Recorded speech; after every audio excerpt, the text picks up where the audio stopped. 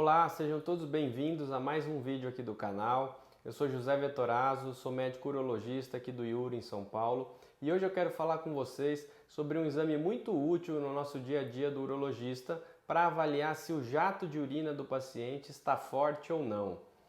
Antes da gente seguir com esse vídeo, se inscreva no nosso canal e deixe seus comentários e suas curtidas nos nossos vídeos sobre hiperplasia benigna da próstata, câncer de próstata, cirurgia robótica e tratamentos disponíveis para problemas da próstata. Nós temos várias informações interessantes aqui de problemas muito frequentes na saúde masculina.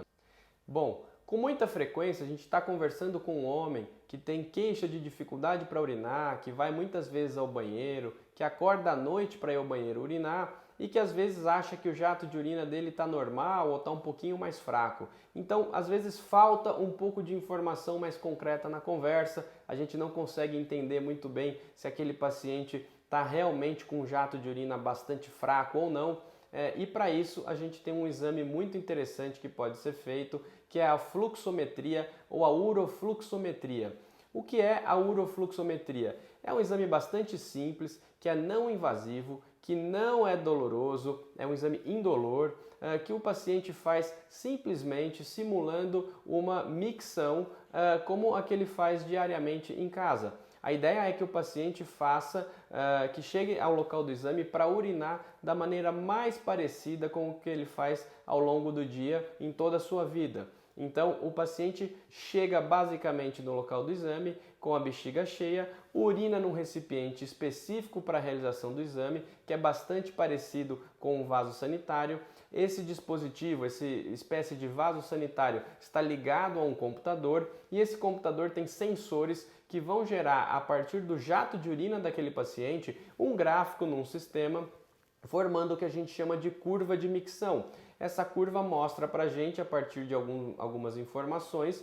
se a gente está diante de um paciente com um jato de urina forte ou com um jato de urina fraco. A ideia do exame é simples, é basicamente entender quanto de urina sai a cada segundo, qual é o fluxo urinário a cada segundo para cada paciente que faz o exame. E com isso a gente tem alguns parâmetros, alguns valores básicos que a gente consegue entender se aquele paciente tem um jato de urina forte ou não. E aí a gente traz mais informação para a nossa conversa com os pacientes que têm dificuldade para urinar, tentando assim entender quais as melhores estratégias para o nosso tratamento.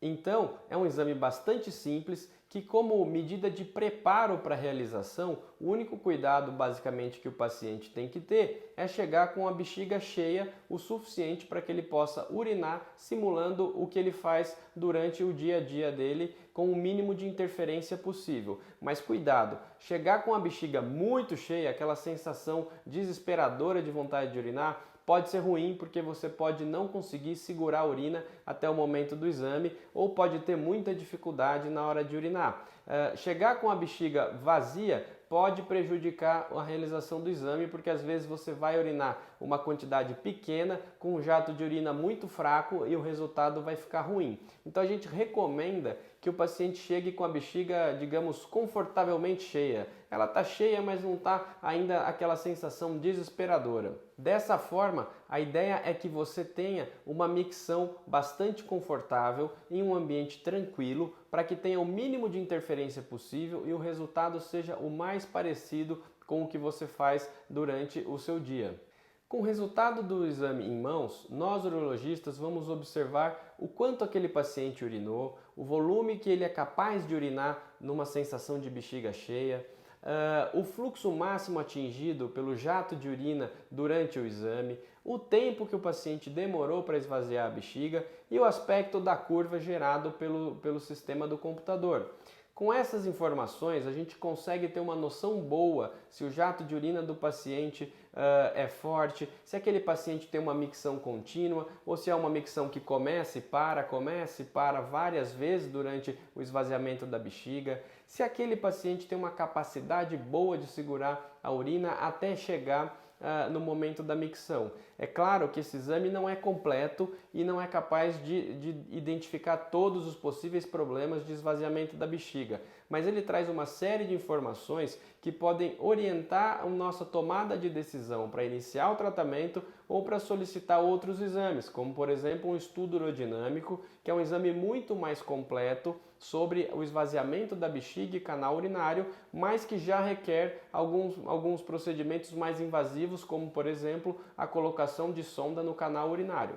Sabendo então que o paciente urinou pelo menos 150 ml de urina, que atingiu um fluxo máximo de pelo menos 15 ml por segundo, a gente entende que provavelmente aquele paciente tem uma qualidade boa de micção. É claro que a gente tem que correlacionar esses dados do exame com os sintomas que o paciente se queixa para a gente, afinal a gente trata os pacientes e não os exames. Agora, se a gente olha o resultado do exame e vê que o paciente tem um fluxo urinário que está menor do que 10 ml por segundo de urina, ou que o volume urinado foi muito baixo, provavelmente, se não houve uma falha ali na realização do exame, a gente vê que é um paciente que deve ter problemas graves para urinar e que necessita de tratamento. A partir então dessas informações, a gente consegue orientar qual vai ser o nosso tratamento e reavaliar o resultado que esse tratamento vem tendo depois de, por exemplo, 3 meses. Por exemplo, a gente começa a medicação, orienta o paciente o que deve ser feito ao longo de 3 a 6 meses e depois solicita novamente uma fluxometria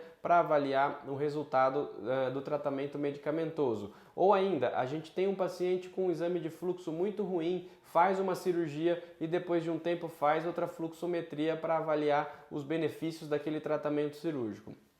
Ou seja, com um exame indolor, não invasivo, que simplesmente simula uma micção, simula uma ida ao banheiro, a gente consegue ter bastante informação para conversar com os nossos pacientes sobre os seus sintomas, orientar os seus tratamentos e avaliar o resultado que esses tratamentos estão tendo. Então converse com o seu médico sobre os possíveis exames a serem realizados para avaliar a sua situação, converse com o seu urologista sobre a fluxometria e entenda se esse exame vai te trazer benefício, se vai conseguir ajudar no seu tratamento. Bom, eu espero que com esse vídeo eu tenha conseguido transmitir informações úteis para que vocês fiquem mais orientados sobre os seus tratamentos, sobre os seus possíveis problemas de saúde e que isso sirva para que vocês conversem melhor com seus médicos e tomem melhores decisões de tratamento. Nos vemos nos próximos vídeos aqui do canal. Até mais!